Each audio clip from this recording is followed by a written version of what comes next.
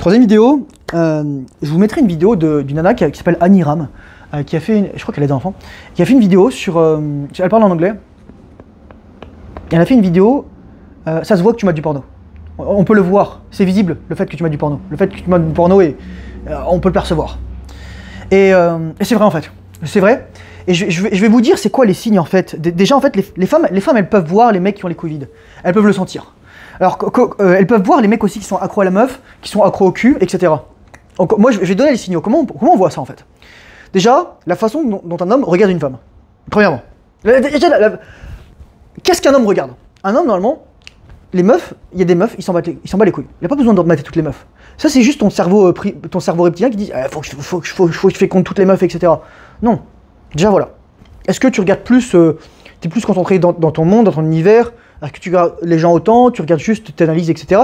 Est-ce que t'es en mode, dès qu'il y a une meuf qui a un décolleté, voilà, tu mates son boule, etc. Tu te retournes. Parce que t'as peur de manquer, t'as peur de plus pouvoir le regarder, t'as le sentiment de manque. Et donc en plus, tu regardes la meuf non plus comme une femme à part entière, comme un être conscient, comme un être vivant, etc. Même si, bon, il y a des nanas, c'est ça, mais aussi des mecs, si c'est un peu éclaté, tu les regardes comme un morceau de viande. Tu les regardes comme un objet. Mais pas un objet en mode un objet de désir, ou un objet dans le cadre de l'intimité où tu vas objectifier la femme, tu vas objectaliser un être humain pour le réduire en fait à ses fonctions sexuelles.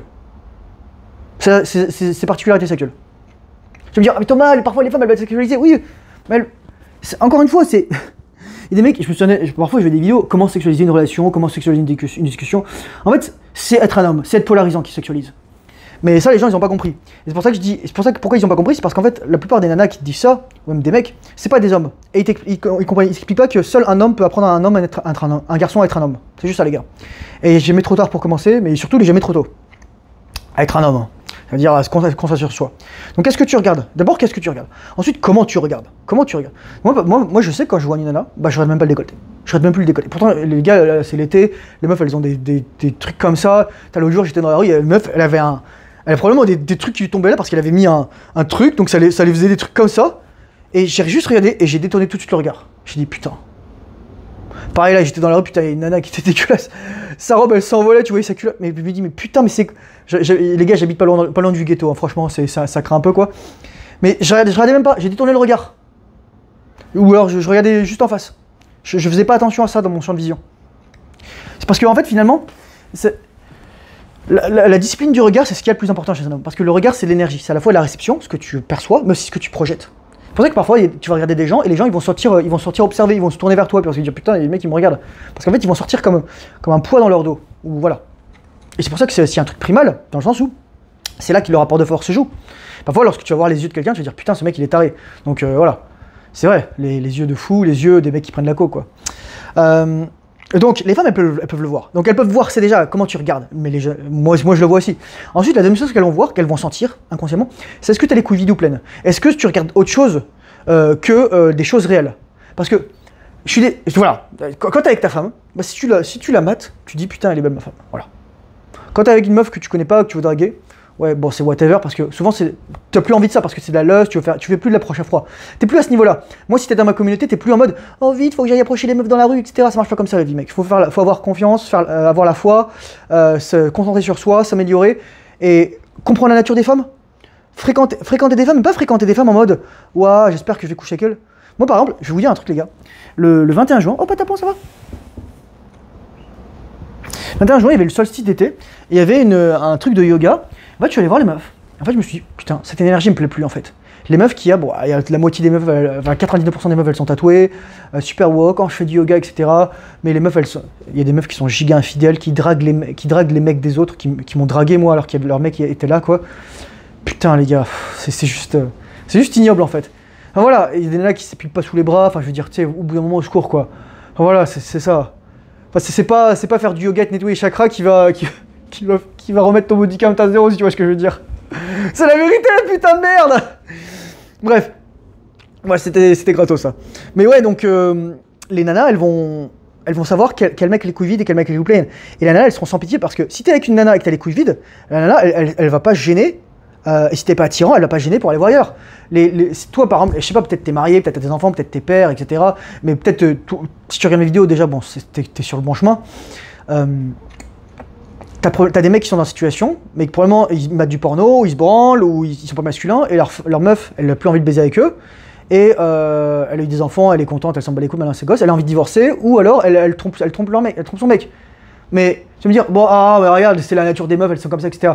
Non, c'est aussi toi, t'es pas un homme, donc forcément tu enable le truc. Bon, d'un autre côté, je pense qu'il y a d'autres trucs aussi, c'est pas juste pas être ancré, ça vient beaucoup plus loin, c'est pourquoi t'as choisi cette femme, etc. Enfin voilà quoi. Il y a des femmes bien, il y a des femmes bien, il y a des hommes bien, il y a aussi des hommes pas bien, voilà, on va dire ça comme ça.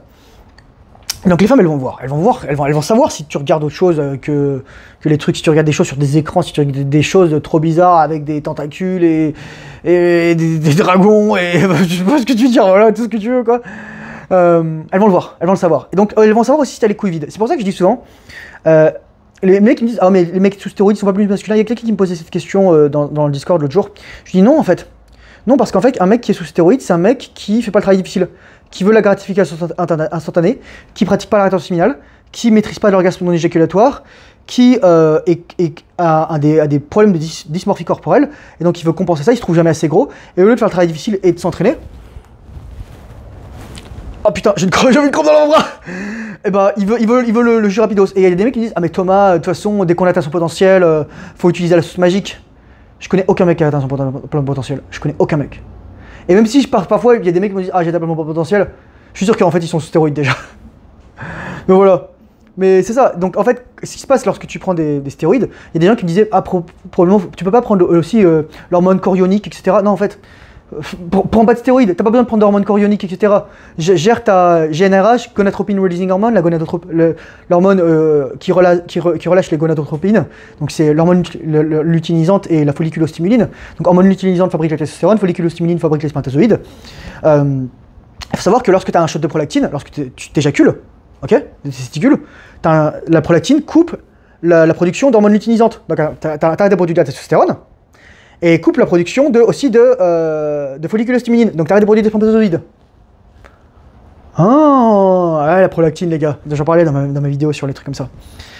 Donc, ouais, c'est ça. Donc les femmes, elles vont le voir. Les femmes, elles vont le voir. Les femmes vont sentir les mecs qui ont les couilles vides. Les mecs, les meufs, elles vont te faire croire, elles sont attirées par les mecs qui ont des stéroïdes, etc. Non, les mecs, ils ont les couilles vides, les mecs, ils se branlent, les mecs, ils éjaculent. Et dès que les mecs, ils arrêtent leurs stéroïdes, ça, c'est finito, les gars. Les mecs qui sont stéroïdes à vie, ils vont devenir infertiles. Tout se paye, tout a un prix les gars. Et surtout, leurs couilles vont rétrécir, leur bite va rétrécir, ils auront plus d'érection, et dès qu'ils arrêteront, c'est finito, ils seront morts. Ils seront sous TRT à vie. Sauf que le problème de la TRT, c'est que je dis toujours, tu dois mériter ta testostérone. Et au bout d'un moment, tes récepteurs, ils vont pas être sensibilisés. Donc ils vont te vouloir une plus grosse de TRT pour avoir les mêmes effets. Au bout d'un moment, tu vas claquer.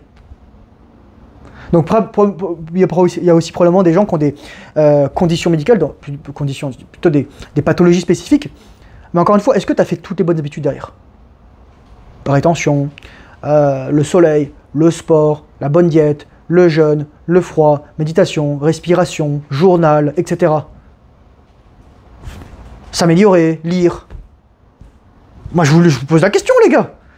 Donc, autant les femmes, elles vont pas savoir quoi faire lorsqu'elles vont voir un mec qui est ancré, parce qu'elles ont plus ce modèle, elles ont plus le modèle de père, elles n'en ont plus. Mais autant un mec qui est éclaté, elles vont le reconnaître tout de suite. Elles vont le reconnaître tout de suite parce les femmes sont impitoyables et les femmes sont des sélectrices de gènes et les femmes sont censées sélectionner très rapidement. C'est pour ça que les femmes sont pas, les femmes elles sont pas cruelles. Elles sont sans pitié. C'est pas la même chose. Cruel, ça veut dire cruoris neutre, c'est-à-dire le sang en latin. Les femmes, elles veulent pas avoir du sang. Après, il y en a qui sont pas narcissiques et voilà, c'est une autre histoire ça. Mais ou qui sont sadiques, masochistes, peu importe. Mais on parle pas de ces femmes-là. Les femmes, elles sont pas cruelles, c'est-à-dire qu'elles veulent pas te faire du mal. Les femmes, elles sont juste sans pitié parce qu'elles ont une horloge biologique et elles doivent faire attention à ça. Ok? C'est ça la différence. Donc si t'as un mec qui t'est éclaté, elles vont te virer. Et je le sais, mec, j'étais à cette place. Je vous ai montré les photos là, voilà. Donc maintenant, moi, je sais que moi, je me pose même plus la question. Je suis trop bien. Je me pose même plus la question d'attirer une femme en fait. J'étais encore dans l'ego récemment parce qu'en plus je me baladais torse nu dans la rue, enfin je suis quand même beau gosse, je suis musclé, etc. J'ai un peu de gras, là je suis à 71, 72 kilos, je viens de manger un brie aussi donc plus proche de 72. Mais les femmes elles vont sentir.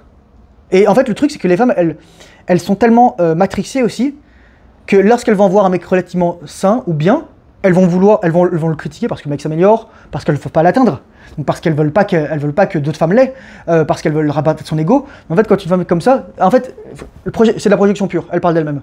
Donc en fait, il faut que tu juste dises Oponopono, désolé, pardon, merci, je suis tellement si tu lui dis ferme ta gueule.